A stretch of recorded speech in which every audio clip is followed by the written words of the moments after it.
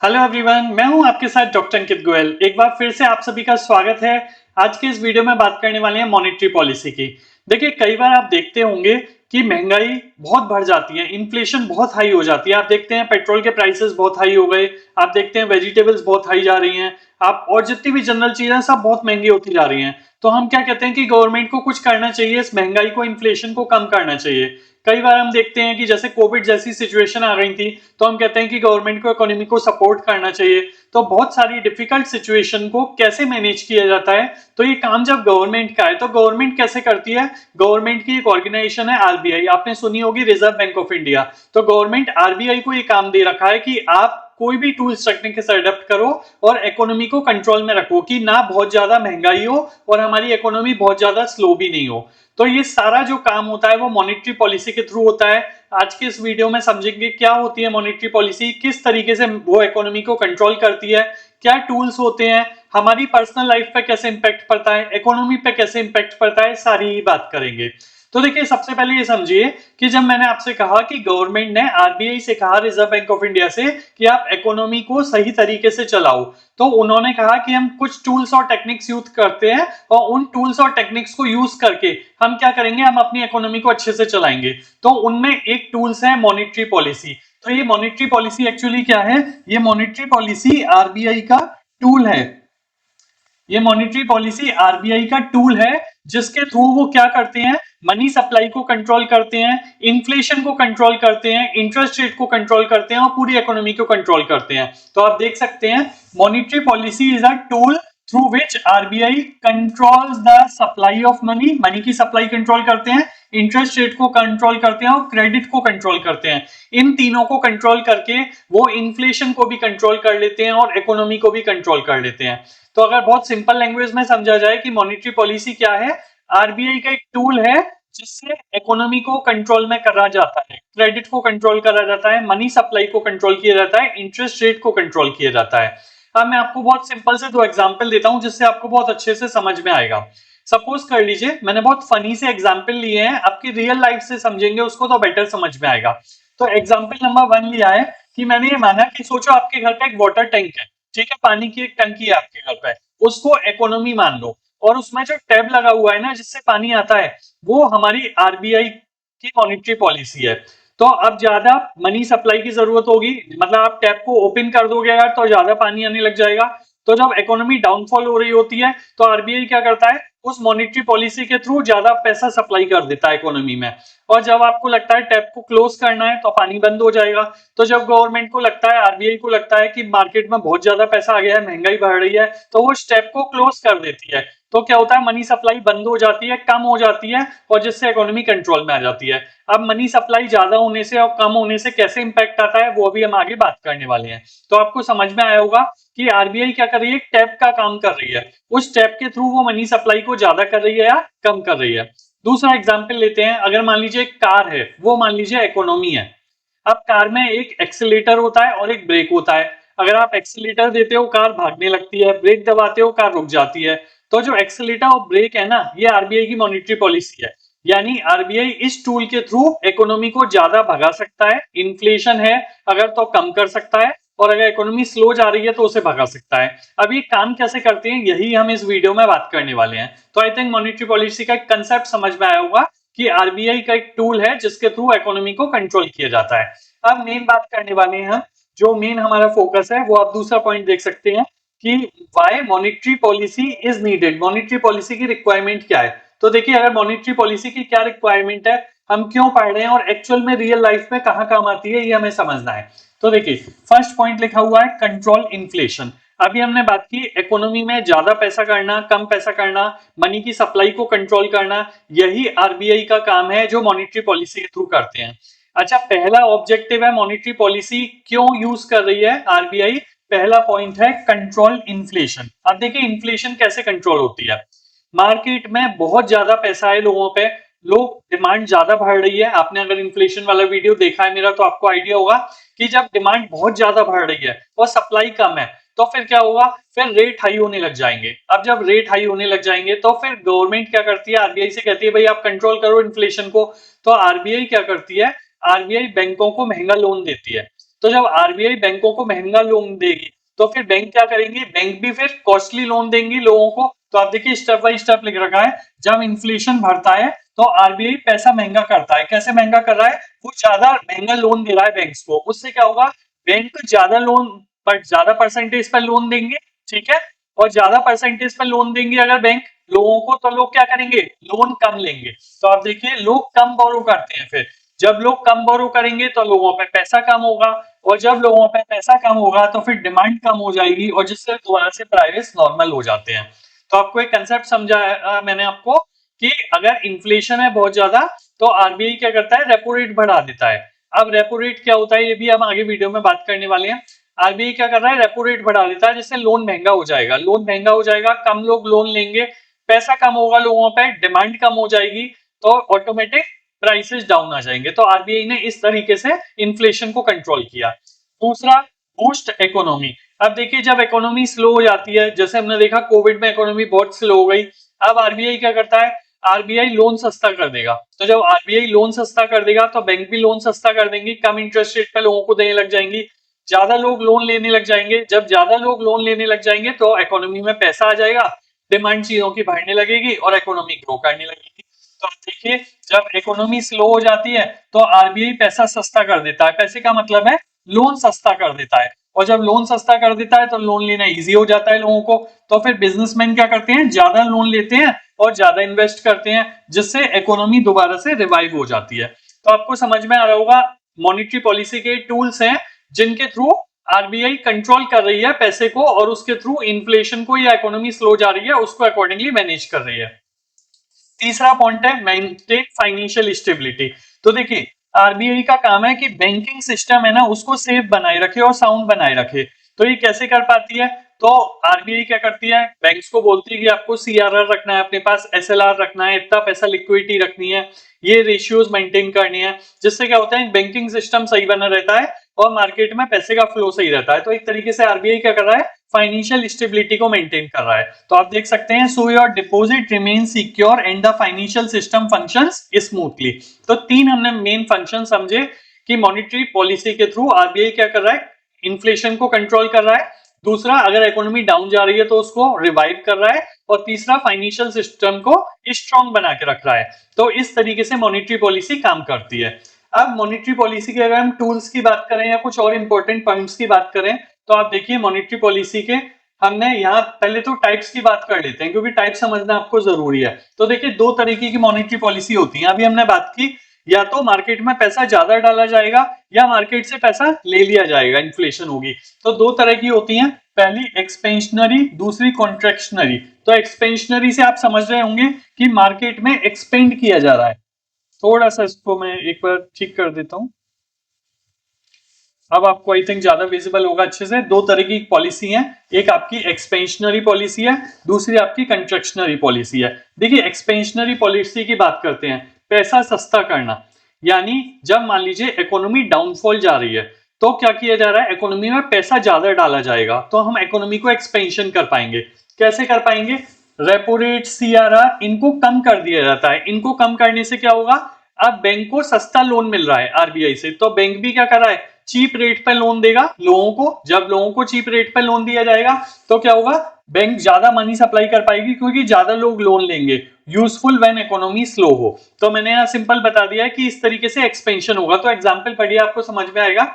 जब कोविड 19 चल रहा था ना 2020 में, तो आरबीआई ने रेपो रेट को 5.15 से 4% कर दिया, यानी लोन सस्ता कर दिया। इससे क्या हो गया, ज्यादा लोग लोन लेने लग गए। जब ज्यादा लोगों ने लोन लिया तो बिजनेस ने लोन लिया, बिजनेस ने फिर ज्यादा काम स्टार्ट शुरू कर दिया और ज्यादा लोगों को नौकरियां मिलने लग गई, एम्प्लॉयमेंट मिलने लग गई, ज्यादा प्रोडक्शन होने लग गया, तो इकोनॉमी ग्रो करने लग गई। तो ये वाली पॉलिसी कौन सी हो गई, एक्सपेंशनरी मॉनेटरी पॉलिसी।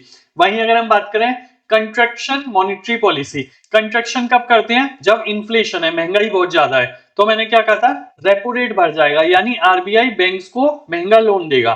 तो फिर क्या होगा, बैंक्स भी महंगा लोन देंगी लोगों को। जब ज्यादा लोन देंगी तो उस केस में क्या होगा, लोग कम लोन लेंगे और उससे क्या होगा, कम पैसा आएगा लोगों के पास और डिमांड ऑटोमेटिकली कम हो जाएगी, और इस तरीके से इन्फ्लेशन हाई होती है तो मनी सप्लाई कम हो जाती है। तो दो तरह की पॉलिसी थी, एक्सपेंशनरी और कॉन्ट्रैक्शनरी। अब जैसे हमने यहाँ एग्जाम्पल लिया कि जब वेजिटेबल्स, पेट्रोल, रेंट सब महंगा हो जाता है, तो आरबीआई क्या करता है, मार्केट से पैसा कम कर देता है, तो फिर डिमांड कम हो जाती है, तो इन्फ्लेशन भी कम हो जाती है। तो 3 पॉइंट अभी तक अभी हमने समझे कि मॉनेटरी पॉलिसी क्या होती है, आरबीआई का टूल है जिसके थ्रू आरबीआई मनी सप्लाई को कंट्रोल करती है, क्रेडिट क्रिएशन को कंट्रोल करती है। दूसरा हमने समझा क्या रीजंस थे, इन्फ्लेशन को कंट्रोल किया जा रहा था, इकोनॉमी को रिवाइव किया जा रहा था। तीसरा हमने, और फाइनेंशियल स्टेबिलिटी भी हो रही थी। तीसरा हमने समझा कितने टाइप्स की होती है मॉनेटरी पॉलिसी, 2 एक्सपेंशनरी और कॉन्ट्रैक्शनरी। अब हम बात करते हैं जो सबसे इंपॉर्टेंट है, tools used to implement monetary policy. यानी अभी हम रेपो रेट की बात कर रहे थे, सीआरआर की बात कर रहे थे, तो किस तरीके से एक्चुअली काम करता है, इन टर्म्स का मतलब क्या है, कौन कौन से टूल्स हैं जो आरबीआई एडप्ट करता है इकोनॉमी को ठीक करने के लिए। तो देखिए सबसे पहले हम बात करते हैं, जो सबसे पहले दे रखा है रेपो रेट। रेपो रेट आप सिंपल समझ लीजिए, जब बैंक्स के पास पैसा कहां से आता है, बैंक आरबीआई से भी लोन लेते हैं, तो जब आरबीआई जो लोन देता है बैंक्स को, आप देख सकते हैं मैं यहां लिख देता हूं, आरबीआई लोन किसको देता है, बैंक्स को, तो आरबीआई जिस रेट पर बैंक को लोन देता है, जिस परसेंटेज पर देता है, उसी को रेपो रेट बोलते हैं। तो आप देखिए, interest rate at which RBI lends money to the commercial bank. अब अगर मान लीजिए आरबीआई रेपो रेट को कम कर देगा, तो फिर क्या होगा, बैंक्स को सस्ता लोन मिल रहा है आरबीआई से, तो फिर बैंक्स भी लोगों को सस्ता लोन देंगे और लोग ज्यादा पैसा आ पाएगा लोगों के पास और लोग इकोनॉमी रिवाइव हो पाएगी। तो आप देख सकते हैं lower repo rate equals to cheaper loans for you. तो अभी जो चल रहा है वो 6.5% चल रहा है, और अपोजिटली हमने बात की, अगर इन्फ्लेशन बहुत है, महंगाई बहुत है, तो फिर आरबीआई क्या करेगी, इस रेपो रेट को बढ़ा देगी। तो जब रेपो रेट बढ़ जाएगा, आरबीआई महंगा लोन देगी बैंक्स को, तो बैंक क्या करेंगे, बैंक महंगा लोन देंगे लोगों को और लोग कम लोन लेंगे, और फिर डिमांड कम हो जाएगी, तो फिर इन्फ्लेशन कम हो जाएगी। तो ये समझ में आया हमें रेपो रेट। दूसरा टूल जो यूज किया जाता है आरबीआई के थ्रू, वो रिवर्स रेपो रेट। अब आप देखिए, रेपो रेट में क्या था, आरबीआई लोन दे रही थी बैंक को, रिवर्स रेपो रेट में क्या होगा, बैंक अपना मनी डिपॉजिट करेगा या लोन दे देगा आरबीआई को। अब इससे क्या होगा, अब मान लीजिए आरबीआई अगर कहता है कि हम आपको ज्यादा इंटरेस्ट रेट देंगे, तो बैंक क्या करेगी, बैंक पैसा अपना आरबीआई में रखने लग जाएगी। तो जब आरबीआई में बैंक पैसा रखेगी, तो उससे क्या होगा, बैंक के पास कम पैसा आएगा, कम पैसा अपने पास बचेगा, तो वो लोगों को कम लोन दे पाएंगे, तो मार्केट में पैसे की कमी हो जाएगी, तो फिर डिमांड कम हो जाएगी, इन्फ्लेशन कंट्रोल हो जाएगी। और वहीं अगर इकोनॉमी को रिवाइव करना है, मार्केट में ज्यादा पैसा देना है, तो आरबीआई क्या कहेगा बैंक से, हम आपको कम इंटरेस्ट रेट देंगे, आप हमारे पास पैसे रखेंगे, तो बैंक्स फिर लोगों को पैसे देने लग जाएंगे।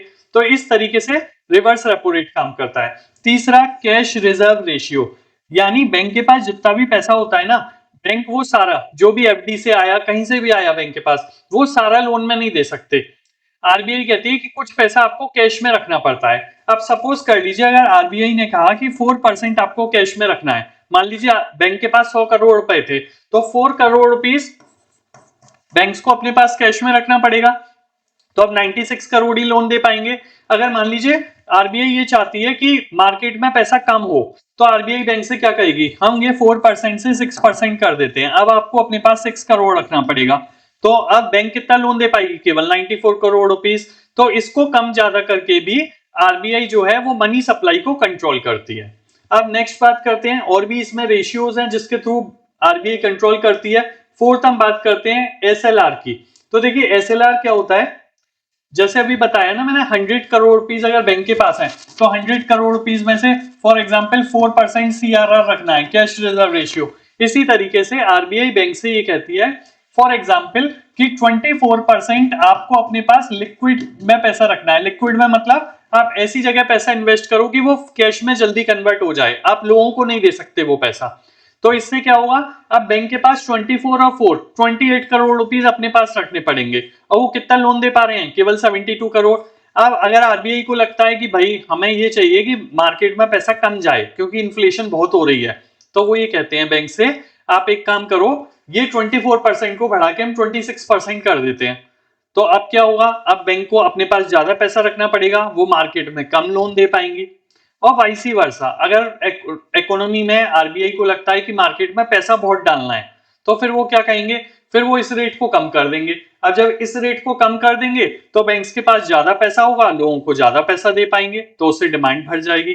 तो सिंपल ये समझिए कि आरबीआई क्या कर रहा है, इन रेट्स को कम ज्यादा करके मनी सप्लाई को कंट्रोल कर रहा है। कि कम पैसा, मैंने आपको बताया था ना कि कार का एक्सीलेटर है और ब्रेक है, भगानी है, अगर आपको एक्सीलेटर दबा दिया, अदरवाइज ब्रेक दबा दिया। तो आरबीआई भी क्या कर रहा है, इन रेट्स को कम ज्यादा करके अकॉर्डिंगली इकोनॉमी में पैसे को कंट्रोल करता है कि कम जाए या ज्यादा जाए, डिपेंड करता है कि इन्फ्लेशन है या इकोनॉमी डाउनफॉल जा रही है। अगर इन्फ्लेशन है तो पैसा कम कर देता है इकोनॉमी में, अगर इकोनॉमी डाउन जा रही है तो क्या होता है, पैसा बढ़ा देता है, स्पीड अप कर देता है। तो ये नेक्स्ट पॉइंट और एक fifth point, open market operation, यानी आरबीआई क्या करता है, बैंक से सिक्योरिटीज बाय और सेल करता है। कंसेप्ट वही है, अगर देखो बाय करता है सिक्योरिटी तो फिर ज्यादा पैसा हो जाता है बैंक्स के पास और बैंक्स इकोनॉमी में ज्यादा पैसा डाल सकते हैं। और आरबीआई को लगता है कि मार्केट से पैसा खींचना है, मार्केट में लिमिटेड पैसा रहे, तो क्या करता है, बॉन्ड्स को सेल कर देता है। तो बैंक्स के पास क्या होता है, पैसा कम होता है, तो वो इकोनॉमी में कम दे पाते हैं क्योंकि लोन कम दे पाते हैं। तो इन टूल्स के थ्रू हमने देखा कि किस तरीके से जो आरबीआई है वो पैसे को कंट्रोल कर रही है। एक एग्जांपल लिया है हमने, if RBI wants to reduce money supply in the economy, अगर आरबीआई को चाहिए कि रिड्यूस कर दे तो वो क्या करेगी, अगर मान लीजिए सीआरआर 4% है और मनी को रिड्यूस करना है तो वो 4 से 4.5% कर देगी। तो अब क्या होगा, बैंक्स को अपने पास ज्यादा पैसा रखना पड़ेगा कैश में। जब अपने पास ज्यादा रखना है तो फिर वो मार्केट में कम लोन दे पाएंगे, जब मार्केट में कम लोन देंगे तो क्या होगा, तो इस तरीके से लोगों पे कम पैसा होगा, डिमांड कम होगी और इन्फ्लेशन कंट्रोल में आने लगेगी। तो आप देखिए, this means bank must keep more money with RBI, ज्यादा पैसा रखना है, और leaving them with less to lend, यानी कम पैसा होगा बैंक्स के पास कि वो कम पैसा लेंड कर पाएंगी, लोन पे दे पाएंगी बिजनेसमैन को और इंडिविजुअल्स को। ठीक है, तो आई होप अब आपको समझ में आया होगा कि मॉनेटरी पॉलिसी की जो हम बात कर रहे थे पहले ऊपर, कि सीआरआर, एसएलआर या रेपो रेट को कैसे एडजस्ट करके मनी सप्लाई को कंट्रोल करते हैं। अब हम नेक्स्ट बात कर लेते हैं, जो एक बहुत इंपॉर्टेंट टॉपिक है कमिटी का। जनरली आपको प्रैक्टिकल चीजें हम समझ रहे हैं, आपको पता होना चाहिए आरबीआई ने क्या बना रखी है, एक मॉनेटरी पॉलिसी कमिटी बना रखी है और यही कमिटी डिसीजन लेती है। इस कमिटी में आरबीआई के गवर्नर तो होते ही हैं, पर 6 लोगों की ये कमिटी होती है। तो आप देख सकते हैं 6 मेंबर की कमिटी है। अब आपको पता होना चाहिए 6 लोग कौन होते हैं, तो देखो 3 लोग तो आरबीआई से होते हैं। ठीक है, आप देख सकते हैं the MPC 6 team including the governor and 3 independent experts. तो 3 लोग तो आरबीआई से ही होते हैं और 3 इंडिपेंडेंट एक्सपर्ट होते हैं। अब ये जो एक्सपर्ट होते हैं इनका फील्ड क्या होता है, इनका फील्ड होता है बैंकिंग से, फाइनेंस से, इकोनॉमिक्स से। ठीक है, तो ये डाइवर्स टीम हो गई, सब तरीके के लोग हैं और ये मिलके क्या करते हैं, हर 2 महीने में डिसीजन लेते हैं। हर 2 महीने में देखते हैं कि महंगाई कितनी है, इन्फ्लेशन कितनी है, हमें कितनी कंट्रोल करनी है, क्या स्टेप्स लेने हैं, रेट कम करने हैं, ज्यादा करने हैं। तो अगर आप न्यूज देखते हैं तो आप सुनते होंगे हर 2 महीने में ये कमिटी डिसीजन लेती है। तो आप देखिए, दे मीट एवरी 2 मंथ्स, हर 2 महीने में मिलते हैं, यानी पूरे साल में 6 बार मिलते हैं, to review economic data and decide on key policy rates. ठीक है, कौन कौन से रेट, अभी हमने बात की थी रेपो रेट की, रिवर्स रेपो रेट की, सीआरआर की, एसएलआर की। तो इन सब के ऊपर डिसीजन लेते हैं और डिसीजन कैसे लेते हैं, वोटिंग के बेसिस पे लेते हैं और मेजोरिटी जो ले रहे हैं, मेजोरिटी के बेसिस पे, जो भी लोग मेजोरिटी कह रहे हैं उसके अकॉर्डिंग चलेगा। ठीक है, तो अभी तक ये कंसेप्ट क्लियर हो गए। अब हम नेक्स्ट बात करते हैं, नेक्स्ट टॉपिक की ऑब्जेक्टिव क्या है। तो देखिए, जब अब हमने पूरी कहानी समझ ली कि मॉनेटरी पॉलिसी क्या है और मॉनेटरी पॉलिसी के थ्रू क्या काम हो रहा है, तो ये कंसेप्ट अब आपको बेटर समझ में आ जाएगा। तो आप देखिए, पहला पॉइंट देखिए, मेंटेन प्राइस स्टेबिलिटी। तो जो इन्फ्लेशन है ना, आप ध्यान रखिए, जो आरबीआई ने टारगेट सेट किया हुआ है ना, वो 4% का किया हुआ है कि इन्फ्लेशन 4% का टारगेट है और प्लस माइनस 2% चलेगा। यानी अगर 6% तक होती है तो ठीक है, अगर 6% से ज्यादा होती है तो फिर आरबीआई मेजर लेने लगता है उनको कंट्रोल करने के लिए। तो एक तरीके से ये जो स्टेबिलिटी है इसको मेंटेन करना है। दूसरा, प्रमोट सस्टेनेबल ग्रोथ। तो अभी हमने बात की, आरबीआई ये चाहती है कि भाई हमारी इकोनॉमी ग्रो करे, तो इकोनॉमी ग्रो करने के लिए मॉनेटरी पॉलिसी के थ्रू डिसीजन लिए जाते हैं। तीसरा, मैनेज लिक्विडिटी। तो लिक्विडिटी मैनेज करनी है आपको कि मार्केट में पैसा सही बना रहे, ना बहुत ज्यादा हो जाए अदरवाइज इन्फ्लेशन हो जाएगी, ना बहुत कम हो जाए अदरवाइज इकोनॉमी डाउन जाएगी। और फोर्थ, स्टेबलाइज एक्सचेंज रेट। तो इंडियन रुपी और इनका इंटरनेशनल मार्केट में एक रेशियो बना रहे, उसका भी इंपैक्ट मॉनेटरी पॉलिसी के थ्रू कंट्रोल किया जाता है। तो ये जनरली ऑब्जेक्टिव हम पहले भी डिस्कस कर चुके हैं अभी तक पूरे वीडियो में, कि RBI actually monetary policy tool क्यों अडॉप्ट कर रही है और इससे इकोनॉमी पर क्या इंपैक्ट पड़ता है। अब एक लास्ट पॉइंट और रह गया है जो आपको इंपॉर्टेंट लगना चाहिए, how monetary policy affect you, कि मॉनेटरी पॉलिसी एक्चुअली हमें कैसे इंपैक्ट करती है। तो देखिए, डेली के जो इन्फ्लेशन के रेट्स हैं ठीक है, चीजें महंगी हो रही हैं, सस्ती हो रही हैं, तो उसके बेसिस पे हमारी लाइफ में फर्क पड़ता है। अगर चीजें बहुत ज्यादा महंगी होने लग जाएंगी तो फिर हम गवर्नमेंट से कहेंगे भाई इन्फ्लेशन को कंट्रोल करो। गवर्नमेंट आरबीआई से कहेगी, आरबीआई मॉनेटरी पॉलिसी यूज करेगी, repo rate, reverse repo rate, CRR, SLR, open market operation, और हमारे इन्फ्लेशन को कंट्रोल करेगी। तो पहला पॉइंट तो हो गया prices of daily goods. Controlling inflation keeps prices stable, so your monthly budget remain predictable. अगर आरबीआई नहीं हो, आरबीआई ये नहीं करे तो फिर क्या होगा, तो प्राइसेस जो है ना वो स्काई रॉकेट हो जाएंगे, बहुत हाई हो जाएंगे। जैसे बात करते हैं जिम्बाब्वे की बात करें, पाकिस्तान की बात करें, वेनेजुला की बात करें, यहाँ पे क्या हो रहा है, यहाँ की गवर्नमेंट मेंटेन नहीं कर पा रही, तो रेट्स बहुत हाई हो रहे हैं, हाहाकार मचा हुआ है यहाँ पे। ठीक है, तो हमारे यहाँ हमारी गवर्नमेंट ने, आरबीआई ने इसको मेंटेन किया हुआ है। दूसरा अगर हम बात करें तो दूसरा आप बात कर लीजिए इम्पैक्ट ऑन लोन ईएमआई। तो देखिए अगर लोन महंगा हो जाता है तो हमारी ईएमआई पे भी फर्क पड़ेगा। अगर मान लीजिए आपने लोन ले रखा है फ्लोटिंग रेट पे और अगर रेट बढ़ गए तो क्या होगा, आपकी ईएमआई भी तो बढ़ जाएगी। आप जहां मंथली आपको जो भी आपका प्रीमियम आ रहा है आपको ज्यादा देना पड़ जाएगा इंस्टॉलमेंट में ईएमआई, तो ये भी हमारे ऊपर इम्पैक्ट पड़ेगा। ठीक है, और तीसरा हम बात कर रहे हैं रिटर्न ऑन सेविंग। अब देखिए जब रेपो रेट बनते हैं, रिवर्स रेपो रेट भरते हैं, तो एफडी के रेट्स वगैरह भी चेंज होंगे, क्योंकि बैंक्स लोन महंगे कर रही हैं तो एफडी के रेट भी चेंज होंगे। तो अगर एफडी के रेट ज्यादा हो रहे हैं तो हमारे लिए अच्छी बात है, एफडी के रेट कम हो रहे हैं तो हमारे लिए लॉस की बात है। तो जो भी मॉनेटरी पॉलिसी के डिसीजन होते हैं हर 2 महीने में, इसका हमारी ईएमआई पे भी इम्पैक्ट पड़ता है, हमारी एफडी के रेट पे भी इम्पैक्ट पड़ता है, और इन्फ्लेशन को कंट्रोल करने में भी इम्पैक्ट पड़ता है। So that is the reason monetary policy हम सभी को रेगुलर बेसिस पे देखनी चाहिए, क्योंकि हमारी लाइफ में कहीं ना कहीं डायरेक्टली इनडायरेक्टली इम्पैक्ट पड़ रहा है। तो अगर आप एक एमबीए के, बीबीए के, मैनेजमेंट के, फाइनेंस के, लॉ के स्टूडेंट हैं तो न्यूज़पेपर में ये न्यूज डेली आती रहती है कि गवर्नमेंट ने, आरबीआई ने मॉनेटरी पॉलिसी के क्या डिसीजन लिए, तो ये आप रेगुलर चेक करते रहिए। और आई होप इस वीडियो को देखने के बाद आपको कंसेप्ट समझ में आया होगा, और आपको ये समझ में आएगा कि जब आरबीआई रेट कम कर रही है या ज्यादा कर रही है तो उससे किस पे क्या इम्पैक्ट पड़ रहा है। वीडियो पसंद आया हो तो आप हमारे चैनल को सब्सक्राइब कर सकते हैं, वीडियो को लाइक कर सकते हैं, अपने दोस्तों के साथ शेयर कर सकते हैं। कोई डाउट है या आपको ये नोट्स चाहिए तो आप कमेंट बॉक्स में लिख सकते हैं, और वीडियो कैसा लगा ये जरूर बताइएगा। Thank you for today.